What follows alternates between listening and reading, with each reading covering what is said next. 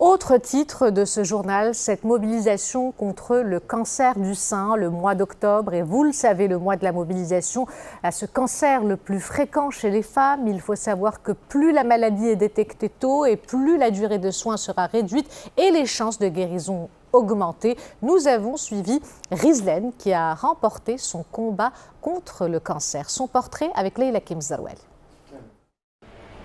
Portant une robe rose qui témoigne de son soutien aux femmes atteintes d'un cancer du sein, Rizlen traverse d'un pas sûr les longs couloirs de l'hôpital. Elle a affronté, à l'âge de 38 ans, un cancer du sein qu'elle a combattu pendant près de 9 mois. Toutes les femmes doivent se faire dépister. À partir de 45 ans, une mammographie est nécessaire tous les 2 ans. Elles ne doivent pas se dire « je ne sens rien ». Si vous le sentez, c'est qu'il est déjà grand. Le traitement est plus efficace si nous dépistons rapidement avec un minimum d'effets néfastes sur le corps.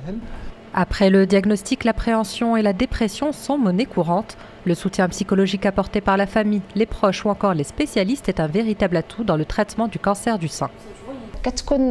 J'étais un peu bouleversée au début, ce qui est normal. On ne s'attend pas à ce genre de nouvelles. Mais Dieu soit loué, j'ai reçu tout le soutien nécessaire par mon mari et mes enfants. Et les membres de l'association des Rubans Roses m'ont beaucoup aidé. On leur fait faire beaucoup d'ateliers. Cela va du soutien psychologique aux cours de yoga ainsi que d'autres activités sportives. Il faut savoir que 70% des femmes qui ont pu guérir durablement sont celles qui ont fait beaucoup de sport. Pour le ministère de la Santé, le cancer du sein de la femme occupe une place prépondérante parmi les autres cancers. Rizlen doit son rétablissement au dépistage précoce de la maladie. Elle résume son parcours à une seule phrase.